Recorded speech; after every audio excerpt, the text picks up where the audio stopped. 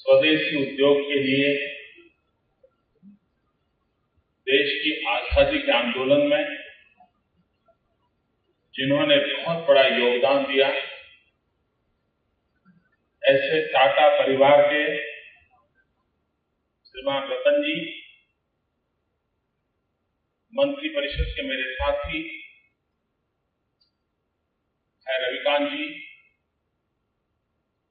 Tata group के सभी महानुभाव, भाइयों और बहनों, ये समारोह गुजरात की धरती पर हो रहा है। अहमदाबाद के निकट एक छोटे से गांव साणंद के पास हो रहा है। इसका वेन्यू भले ही गुजरात की धरती हो, एक छोटा सा गांव हो, लेकिन इस अवसर को देश और दुनिया बड़े उमंग और उत्साह के साथ देख रही है।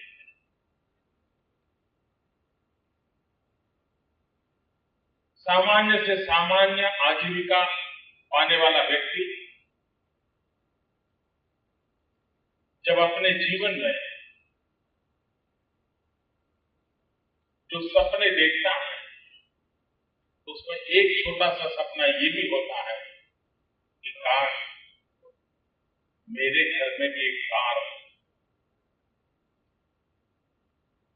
ये middle class, lower middle class family का जो सपना है, उस सपने को संजोने का काम इस साणंद की धरती पर हो रहा है।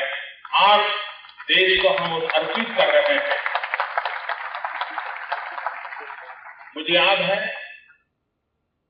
कि गत वर्ष हम हमारे ग्लोबल इन्वेस्टर समिट के लिए हमारे सरकार के कुछ प्रतिनिधि भिन्न भिन्न देशों में गए थे। तब इटली में एक राज परिवार की कन्या मिली थी हमारे डेलीगेट, और उसने कहा था, बहुत धनी है, दुनिया की हर प्रकार की गाड़ियां उसके घर में मौजूद है। उसने रिक्वेस्ट की थी क्या पहली नैनो मुझे मिल सकती है। आप कल्पना कर सकते हैं कि नैनो के आने से पहले नैनो के प्रति एक कैसी उत्सुकता है।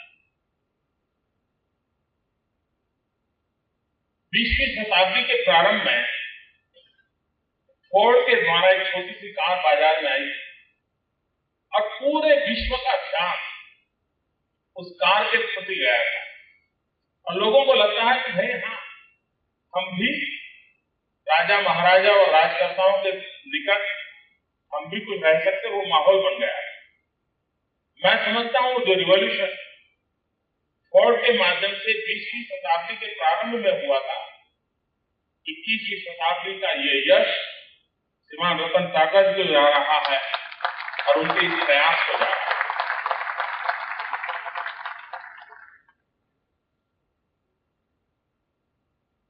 तो गुजरात की भरपूर प्रशंसा श्रीमान रतन जी ने की है और मुझे सरप्राइज देने का वादा भी किया है कि गुजरात में ऐसे अपने नए नए प्रोजेक्ट लेकर के आएंगे और गुजरात की विकास यात्रा के वो हिस्सेदार बनेंगे। लेकिन मुझे सबसे ज्यादा आनंद इस बात का हो रहा है कि जब रतन जी कह रहे हैं कि हम तो यहीं के थे, चले गए थे, फिर वापिस अपने घर लौट करके आए हैं।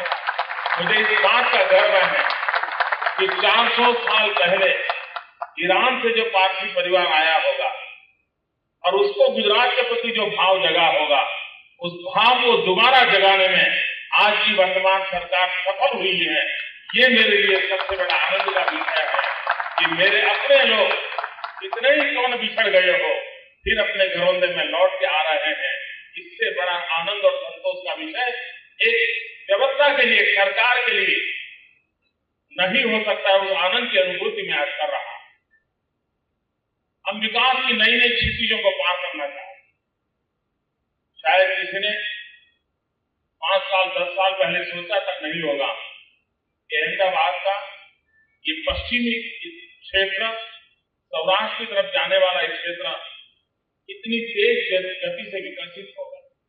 और जब हम विकास की संभावनाओं को देखते हैं तो हम कोई एक उद्योग लग जाए, उसके अगल बगल के गांवों को थोड़ा सा लाभ मिल जाए, वहां तक सीमित नहीं रहते। हम उसका इंटीग्रेटेड ऑल आउट डेवलपमेंट को लेकर के सोचते हैं। अभी हमने जापान के साथ एक एमओयू किया है और उस एमओयू में एक महत्वपूर्ण निर्णय हमने किया है कि साणंद और चागोदर, इस पूरा जो बेल्ट नया विकसित हो रहा है, उसको इको फ्रेंडली सिटी के रूप में डेवलप करने का जापान के साथ मिलकर के हम काम करेंगे। इसका मतलब कि यह नगर ऐसा डेवलप होगा जो अहमदाबाद से भी दुनिया का कोई व्यक्ति आएगा तो उसको देखने का मन करेगा कि जहां पर इतना औद्योगिक विकास हो रहा है वह पूरा नगर किस प्रकार से एनवायरमेंट फ्रेंडली डेवलपमेंट हो सकता है। सारी व्यवस्थाएं, एनवायरमेंट के सारे पैरामीटर्स को एस्टैब्लिश करने वाला अर्बन डेवलपमेंट का एक मॉडल हम इसके साथ जोड़ने के लिए जा रहे हैं। मित्रों, आने वाले दिनों में जब जापान और भारत सरकार और गुजरात सरकार के माध्यम से जो दिल्ली मुंबई इंडस्ट्रियल कॉरिडोर बन रहा है, उसका मेन हब साणंद के निकटवर्ती खड़ा हो रहा है, तो आप कल्पना कर सकते हो कि यह क्षेत्र आने वाले दिनों में कितना डेवलप होने वाला है। मुझे याद है जब मैं दौलेर आके एसआईआर की चर्चा कर रहा था, तब जो जमीन की खरीदारी करने वाले लोग होते हैं उनको इमीडिएट लगता था कि हाँ यार कुछ होने वाला है, और वो थोड़ा इधर उधर मूवमेंट करना शुरू किया।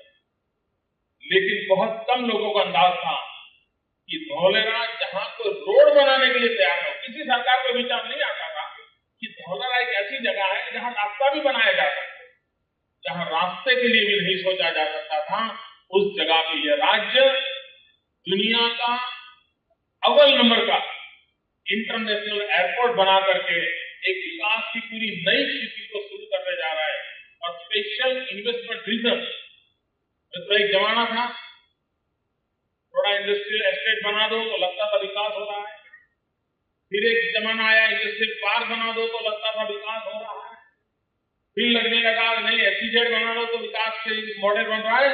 मित्र, हम नेक्स्ट जनरेशन डेवलपमेंट के सोचने वाले लोग हैं और हम industrial estate, industrial park, special investment zone के बजाय अब स्पेशल इन्वेस्टमेंट रीजन की दिशा में आगे बढ़ रहे हैं और एक नई विकास की ऊंचाइयों को पार कर रहे हैं। हम लोग शंघाई वगैरह की चर्चा करने के आदी हैं और हमारे देश की विशेषता है कि मध्य प्रदेश की अच्छी बात मध्य प्रदेश के लोगों को जल्दी पता नहीं चलती, किसी और राज्य में लिखने में इतिहास नहीं होता है, बात पहुंचाई जाती है। मित्रों, हम लोगों ने दहेज का जो डेवलपमेंट हो रहा है, जो लोग विकास को बारीकी से नजर से देखते हैं, वे अगर देखेंगे तो उनको ध्यान आएगा कि दहेज पूरे विश्व का ध्यान आकर्षित करे उस ऊंचाई तक पहुंच चुका है। और मैं निकट भविष्य में देख रहा हूं कि दुनिया इस बात को रिकॉग्नाइज करेगी कि गुजरात किस प्रकार से इस डेवलपमेंट के नए मॉडल को दुनिया के सामने ला रहा है और उसका लाभ आज विश्व के सामने होने वाला है। मित्रों, 50 साल में एक बहुत बड़े इन्वेस्टमेंट के साथ टाटा ग्रुप गुजरात की धरती पर आया है, लेकिन मुझे कहते हुए बड़ा गर्व होता है। मैं जब आज आते समय रतन जी से बात कर रहा था, टाटा ग्रुप का इतना बड़ा इन्वेस्टमेंट हो, इतना बड़ा प्रोजेक्ट हो और इतने कम समय में कार्यान्वित हुआ हो, ये सबसे कम समय में काम हुआ हो, ये नैनो का प्रोजेक्ट है। मतलब टाटा ग्रुप के एफिशिएंसी के साथ गुड गवर्नेंस जुड़ने के कारण गति कितनी तेज हो सकती है, इसका एक उत्तम उदाहरण गुजरात की धरती पर इस नैनो प्रोजेक्ट ने प्रस्तुत किया है। मुझे विश्वास है कि आने वाले दिनों में भारत की विकास यात्रा की जब जब चर्चा होगी, तब तक एडवर्स सिचुएशन में भी, क्राइसिस में भी किस प्रकार से निर्णय किए जा सकते हैं, नैनो एंड गुजरात ये देश और दुनिया में कभी न कभी चर्चा का विषय रहेगा, ये मेरा विश्वास। मित्रों, जब नैनो यहां आया, कुछ बातें मैंने जो पहले कही नहीं है मैं आज कहना चाहता हूं। रविकांत जी मुझे मिलते रहते थे। जब नैनो का विवाद खड़ा हुआ तब मैंने रवि जी से एक बार कहा था, मैंने कहा रवि जी कुछ भी करो, इस समस्या का समाधान होना चाहिए, क्योंकि इसके कारण हिंदुस्तान के और राज्यों में भी हवा फैलेगी तो जो विकास करना चाहते हैं उनको कठिनाइयां आएगी। वो मेरे साथ सहमत। मैंने कहा कुछ भी कॉम्प्रोमाइज करना पड़े, जो करना पड़े, लेकिन आप वहां एक बार इसको गाड़ी सिरे पर चढ़ा दीजिए, और वो कोशिश कर रहे हैं। कुछ दिनों के बाद मैंने सुना कि दुनिया के कई देशों ने टाटा को ऑफर किया है कि आप आइए, कोई रुपया नहीं लेंगे, आप अपना शुरू कीजिए। तो मैं चौंक गया और तब मैंने रवि जी से संपर्क किया। मैंने कहा भाई कुछ भी हो, लेकिन हिंदुस्तान के बाहर तो नहीं जाना। ये देश की इज्जत का सवाल है और 21वीं सदी हिंदुस्तान की सदी बनाने की बात करते हैं। चाइना के साथ हम स्पर्धा में खड़े हैं और हमारे देश के व्यक्ति हैं इस प्रकार का काम न कर पाए। स्थिति एक देश के लिए अहित हो जाएगा। आप कुछ कीजिए। मेरी परेशानी को अनुभव कर रहे हैं। और जब रतन जी ने कलकत्ते में प्रेस कॉन्फ्रेंस में जब कहा कि अब हम बंगाल छोड़ रहे हैं, तब तक मैंने कभी नहीं कहा था कि आप गुजरात आइए, क्योंकि मैं मानता हूं हिंदुस्तान के किसी भी राज्य में अगर प्रगति होती है तो अल्टीमेटली देश का भलाई होता है। वो गुजरात में हो, बंगाल में हो, महाराष्ट्र में हो, बिहार में हो, उड़ीसा में हो, कि पूरा देश हमारा है और हमारी सोच ये होनी चाहिए। लेकिन जब स्थिति वो बनी तब मैंने एक छोटा सा SMS करके रिक्वेस्ट की थी, वेलकम टू गुजरात। और आज ₹1 का SMS कितना बड़ा काम कर सकता है, ये आप कितना बड़ा काम कर सकता है। एफिशिएंसी क्या होती है, काम कैसे किया जा सकता है। एक कॉर्पोरेट कल्चर के साथ गुजरात गवर्नमेंट मशीनरी भी मैच करके कैसे काम कर सकती है। कभी कभी इस प्रकार के प्रोजेक्ट से मेरी मशीनरी को भी, गवर्नमेंट इंस्टीट्यूशन को भी बहुत कुछ सीखने को मिलता है। जब हम इस प्रकार के कॉर्पोरेट वर्ल्ड के साथ कंधे से कंधा मिला करके काम करते हैं तो हमारा भी एफिशिएंसी लेवल बढ़ता है, हमारी डिसीजन मेकिंग प्रक्रिया बदलती है। मित्रों, आज गुजरात की जो विकास यात्रा है, उस विकास यात्रा में सबका योगदान, हर किसी का कंट्रीब्यूशन है और उसी ने इज्जत बनाई है। और इज्जत के भरोसे हम देश की भरपूर सेवा करना चाहते हैं। गुजरात की धरती पर हम वो गुण खिलाना चाहते हैं कि जिसकी महक पूरे हिंदुस्तान को मिले, पूरे हिंदुस्तान को प्रगति का एहसास गुजरात की धरती से मिले। उस दिशा में हम प्रयास कर रहे हैं। मैं टाटा ग्रुप को, रतन जी को फिर एक बार निमंत्रण देता हूं। ये घर आपका है, ये धरती आपकी है, आपके पूर्वजों का पसीना यहां बहा है।